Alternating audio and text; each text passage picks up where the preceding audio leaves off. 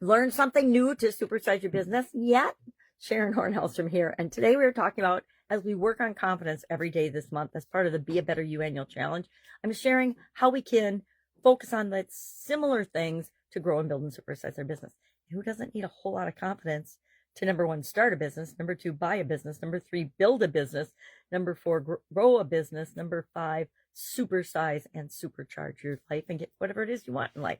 Well, one of the techniques that I came across, and I came across it a while ago, and I didn't know who actually created it, but according to my research, it was Carol Dweck's strategy and technique. She's a psychologist that came up with this idea of transitioning and changing our limiting beliefs by adding the word yet at the end of it. So if I say, I haven't supersized my business, instead of saying that, or I can't supersize my business, or I have not had a chance to grow my business yet. When I say yet at the end of it, it switches it from I'm beating myself up for something I haven't done yet to I just haven't done it yet. It hasn't been a priority. I haven't gotten to it. I can think of a whole lot of things I have done, but also that I have not yet done to grow and build and supersize my own businesses. So we're all the same. We can't do everything simultaneously all the time, right? All the things we'd want to do, unless, of course, we have unlimited resources, which if we're resourceful, we can make that happen too. But I like this technique because we have like 70 or 80,000 thoughts a day, most of which just automatically pop into our mind and we don't even deal with them. They just flow through until something else gets our attention and we have another thought. But the vast majority of those, according to some of my mindset coaches and psychological and coaching friends, are negative. So if we've got 80,000, let's say we have 80,000 thoughts a day and 80% of them are negative, 64,000 negative thoughts a day. That's outrageous and mind-boggling. So we have to have some filters and ways of automatically training ourselves to deal with them, to negate and fizzle out the energy that they can bring to us if we leave them unchecked.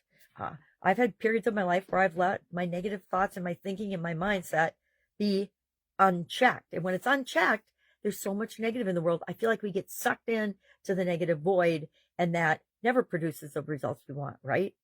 Supposedly a negative and a negative are a positive, but I haven't seen that work out in very many areas of my life. So I shared an example of a young person that I'm working with who just got done with college and is starting his first job, took his first job. And part of that role is he has to present to other areas of the company, other divisions, other departments in the organization. That's part of his job, is not to be PR, but to take the information that he's learning in his department and communicate it to other areas and other people. He's like, well, I'm not a good presenter. And I'm like, Jason, you're not a good presenter yet.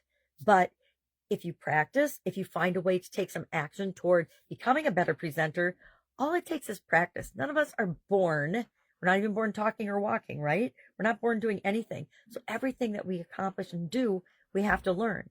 And the more we practice, the more we master something, the more confidence we have, and the better we are at it. And it becomes almost a no-brainer. We don't have to think about it on a conscious level to communicate in a positive way, to communicate and share information in a way that helps the other person.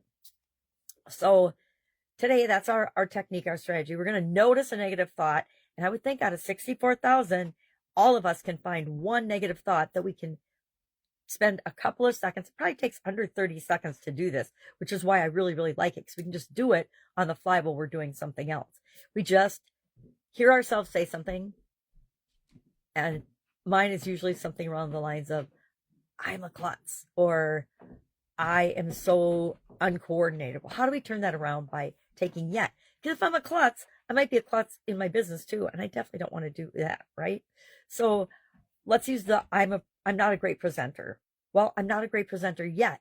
Or if I practice, I can figure anything out, right? If we have a couple of mindset things that we can switch out and flip to, we will get much better results and we'll get to our goals and objectives faster than if we're beating ourselves up, if we're being distracted by all kinds of things that are going on.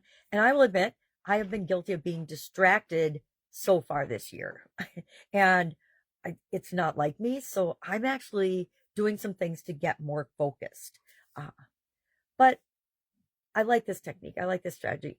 I am a little discombobulated, or I am not focused yet, right? I know I can get focused and be clear on what it is that I'm doing, but sometimes our brain gets foggy and we don't. So I'd love to hear your experience by trying this technique today. Just try it once. I'm not a good cook. I'm not a good cook yet because I've never put any time or energy into becoming and learning and practicing how to be a good cook. I'm not a good presenter is such a common one because it's one of the most common fears people have is of public speaking, and sometimes you just practice on your family a whole lot. Then you get comfortable because you're comfortable with the audience. And frankly, we should only be talking to people that want to hear our message, right? That are comfortable, that are our people. And when we're talking to our people, it's like talking to the positive members of your family, the people that support you. All right. Try this out today. Let me know how it goes. Otherwise, have an awesome day. And I'll, of course, be with you tomorrow.